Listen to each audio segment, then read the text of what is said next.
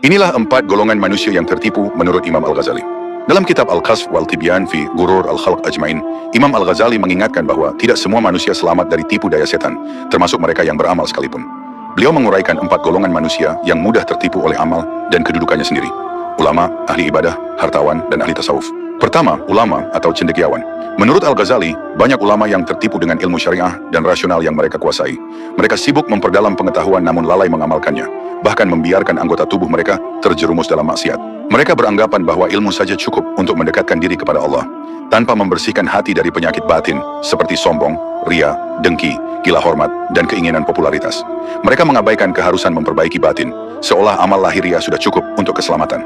Kedua, golongan ahli ibadah. Kelompok kedua adalah para ahli ibadah yang tertipu oleh amal-amal lahiriah mereka. Mereka rajin salat, membaca Al-Quran, berhaji, berjihad, dan melakukan amal sunnah. Namun mereka berlebih-lebihan hingga terjebak dalam was-was, seperti berlebihan dalam wudu atau bersikap ragu terhadap kesucian air. Mereka terlalu keras dalam ritual, namun meremehkan perkara yang jelas-jelas haram. Ibadah menjadi rutinitas lahiriah tanpa keseimbangan dengan ketaatan sejati kepada Allah. Ketiga, golongan hartawan. Dalam kelompok hartawan, Imam Al-Ghazali menyebut mereka yang membangun masjid, sekolah, jembatan, dan panti sosial demi mendapatkan pengakuan dan pujian. Nama mereka dipahatkan di prasasti agar tetap dikenang. Ada pula yang menafkahkan harta secara lahiriah halal, namun niatnya untuk pamer dan mencari perhatian atau sum'ah. Bahkan sedekah kepada fakir miskin disertai perayaan mewah yang menodai ketulusan amal tersebut. Harta digunakan sebagai sarana kebanggaan, bukan jalan menuju ridha Allah. Keempat, golongan ahli tasawuf. Golongan terakhir adalah ahli tasawuf yang tertipu dengan penampilan lahiriah. Mereka meniru gaya pakaian, tutur kata, sopan santun, dan ritual para sufi sejati. Mereka menundukkan kepala, merendahkan suara, duduk bersujud lama, namun semua hanya sebatas formalitas. Hati mereka tetap terbelenggu oleh kecintaan dunia dan sanjungan manusia.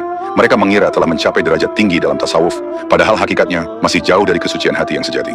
Imam Al-Ghazali mengingatkan bahwa banyak orang tertipu oleh amal, ilmu, harta, dan tampilan spiritual yang tampak baik di luar, namun kosong dari keikhlasan dan kesadaran batin. Karena itu, setiap manusia harus terus waspada, memperbaiki hati, dan menimbang setiap amal dengan jujur, agar tidak terjerumus dalam tipu daya setan yang halus namun menyesatkan.